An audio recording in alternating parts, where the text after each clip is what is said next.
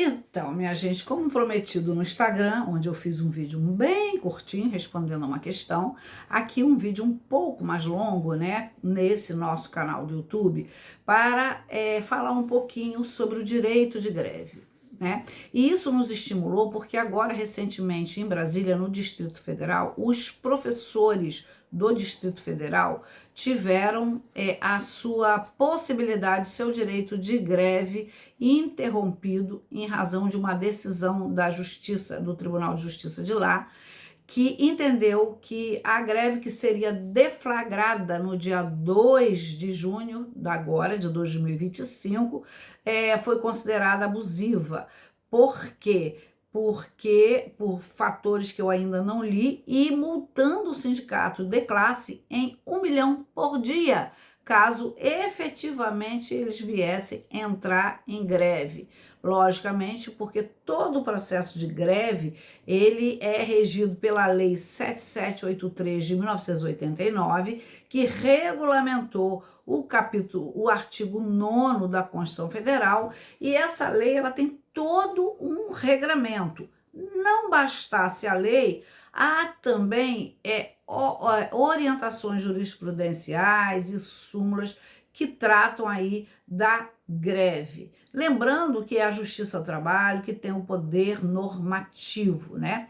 E essa greve aí dos professores, né, que foi movimentada pelo Simpro do Distrito Federal, ela nem chegou a começar. Os procedimentos do início de greve, a aprovação em assembleia, gerou essa ação no TJ, que com um pedido de tutela de urgência antecipatória, proibindo, então, o início da greve. Diante disso, né, a gente hoje falando sobre esse tema, isso nos move a entender um pouquinho mais sobre greve, e lembrando que a greve, ela é um movimento, né, que começa lá na Europa, em 2 séculos atrás, que já era a movimentação dos trabalhadores em busca de melhoria das condições de trabalho.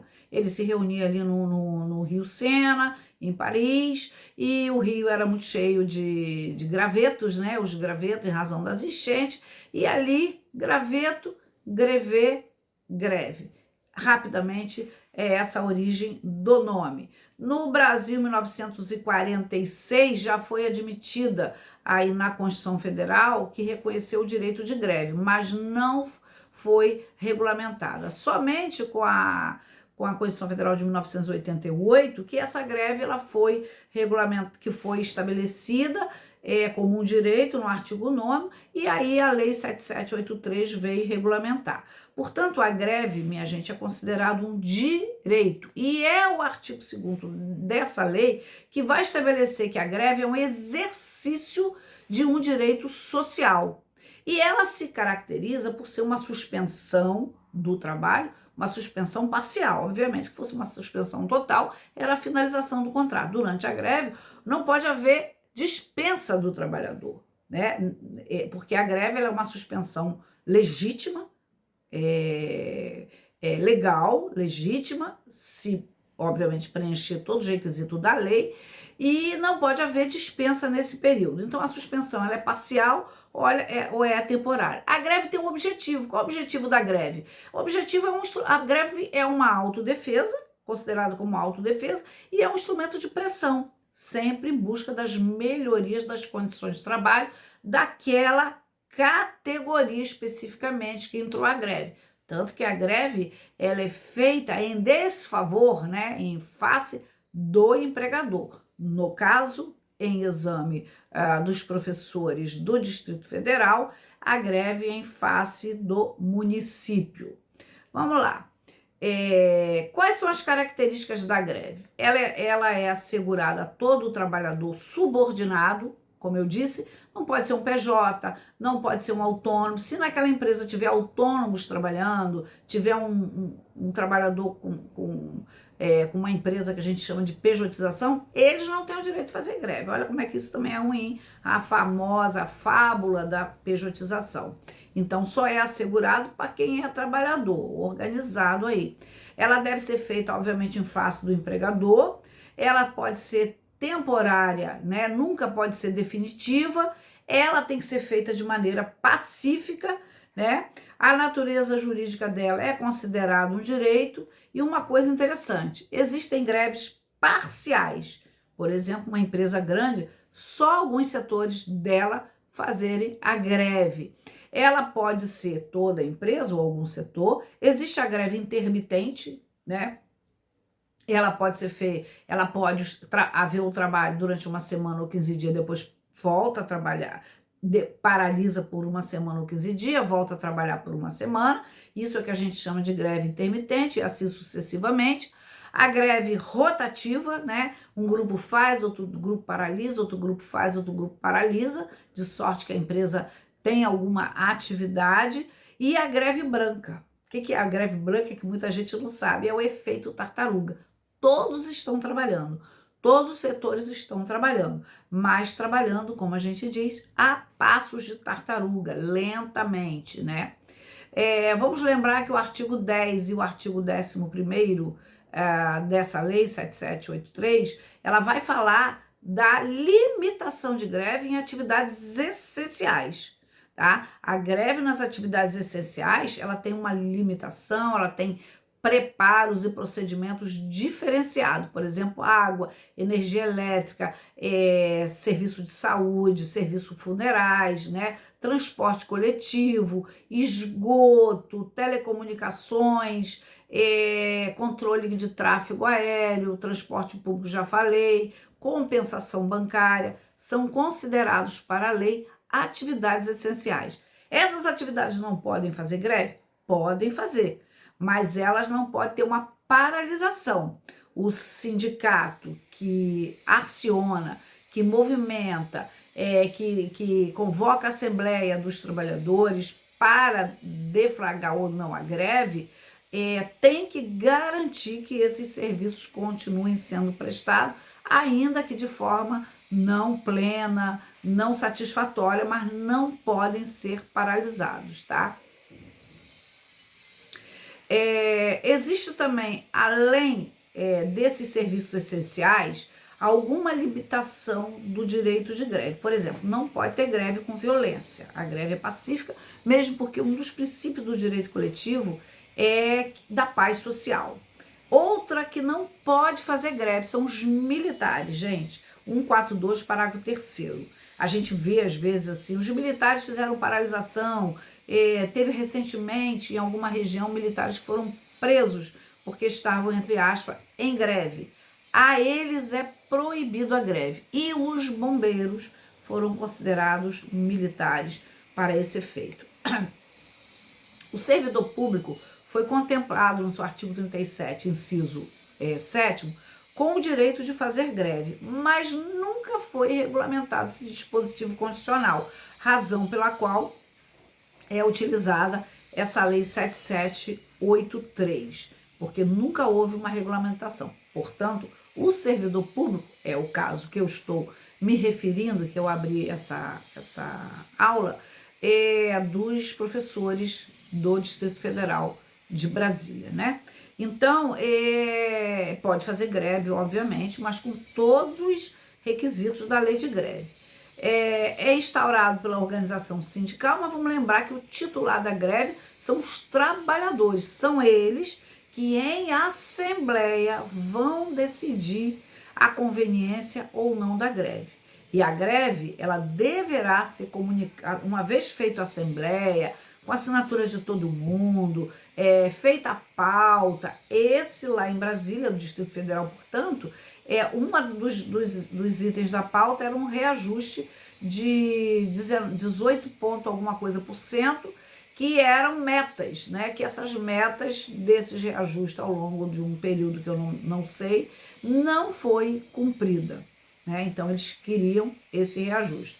Tem que ser avisada com 48 horas de antecedência, notificação à empresa de que vai ser deflagrada a greve para 2 dias depois, né, 48 horas depois, e nos serviços essenciais são 72 horas de antecedência, tá? Se isso não ocorrer, se não for observado todos os requisitos da lei de greve, essa greve é considerada abusiva, tá? Ilegítima e ilegal pelo Tribunal Regional do Trabalho, se for contra a empresa privada, e pelo Tribunal de Justiça, se porventura for contra um ente público, né?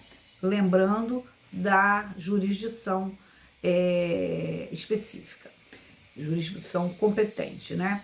Com relação ao efeito no contrato, o contrato durante a greve ele fica suspenso, né? Enquanto durar a greve, ele fica suspenso. Não pode, obviamente, ser dispensado o trabalhador durante a greve e pode haver desconto do salário. Por exemplo, ficou um mês em greve e a greve foi considerada abusiva, esses descontos do salário vão poder ocorrer. Se ela for considerada legítima, legal, esses descontos não vão poder ocorrer do salário, vão ter que ser pagos, né? Então, há algumas divergências sobre isso, não é tão pacífico, mas o fato é que o contrato não pode ser suspenso, não pode ser, não pode haver uma dispensa em massa, né? Também outra coisa é que a greve ela tem que ser pacífica. Eu me recordo aqui de algumas épocas, eu venho do movimento sindical, né? Eu fui assessora de alguns sindicatos, durante um deles eu fiquei 15 anos e fazia toda essa negociação, elaborava assembleia, fazia pauta, discutia, fazia notificação para a empresa contrária, dizendo, olha, em 2 dias a categoria, se não negociar, vai entrar em greve. Por isso que para entrar com o dissídio coletivo, né, quando a empresa ela entra com uma ação contra a greve, obstaculizando a greve, dizendo que a greve foi legítima, uma das questões que precisa ser provada na defesa é de que houve todas as tentativas de negociação prévia antes de ser deflagrada a greve. Não impede que durante a greve, né, ou a categoria volte a negociar, não impede que um dos pontos da negociação é que volte ao trabalho e continue as negociações, ou seja, nesse campo aí, tudo é possível. O que não é o lockout, que é a empresa fechar suas atividades para impedir que haja greve, que haja o exercício do direito de greve, que é notificar corretamente, né? E isso no Brasil é proibido o lockout. Vamos lembrar que piquete é diferente de greve. Piquete é aquele movimento de um grupo de trabalhadores, né, os grevistas, os mais agitados, os membros da diretoria, para impedir que os trabalhadores entrem. Porque, vamos dizer, se o trabalhador entrar, a greve vai ser, ela acaba ficando uma greve esvaziada. E eu me lembro muito no setor bancário, lá nos idos da década de 90, 2000, no início de 2000, que, por exemplo, havia muito movimento em frente às instituições bancárias, né? No auge aí das instituições bancárias, né, gente? Porque hoje a gente tem os bancos são virtuais, você faz tudo virtualmente, inclusive agências fecham, acaba determinados municípios ficando só com uma agência quando tinham 2 ou 3, e então, e poucos trabalhadores, tudo é muito feito digitalmente, virtualmente. Então, nessa perspectiva, eu me recordo dos movimentos grevistas, né? E eles iam 4 horas da manhã para frente das agências para dissuadir, impedir que aqueles que não queriam fazer greve, os fura-greve, né? Entrassem, porque se furasse ia funcionar a empresa.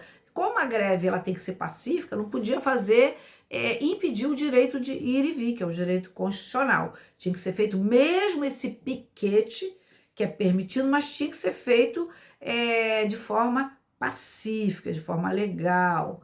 Bom, e aí convencer aqueles que queriam trabalhar que não entrasse, que não trabalhasse, para fortalecer, robustecer o movimento grevista. Mesmo porque, se esse que trabalhou entrasse, conseguisse trabalhar, ele seria, de qualquer forma, beneficiado pelas conquistas que adviriam e que advêm da greve. Por isso o piquete ele é importante. O boicote, né? Boicote, como eu disse, se boicota o tomate porque está caro, se boicota produtos feitos nos Estados Unidos por uma pressão do Trump, que quer uma parte do Brasil, que quer uma parte do Canadá, que quer o México, que quer outros países aí, né? Que é abarcar o mundo e tornar território americano. como o Canadá agora está fazendo, boicotando produtos, né, feitos nos Estados Unidos. Então, lembrando que tudo isso faz parte dessa lei 7783 de greve e que a doutrina vai cuidar, né, de esclarecer o que é uma greve abusiva, o que não é. Mas de plano, o que a gente pode dizer que toda greve que não preenche esses requisitos, principalmente as atividades essenciais, ela vai considerar abusiva. Mas, por exemplo, ela for preenchido todos os requisitos da lei, foi tudo legal, nas atividades essenciais deixar funcionando, né? Ou seja, uma parte entre greve, a outra não, faz um rodízio, seja como for, né? A greve pode ficar 1 mês, 2 meses paralisado, como a gente vê em setores públicos, né? Setor da educação, as universidades públicas, às vezes fica 2, 3, 4 meses em greve. Quem não escuta isso? Prejudicando aí o semestre, né? Que férias não tem férias.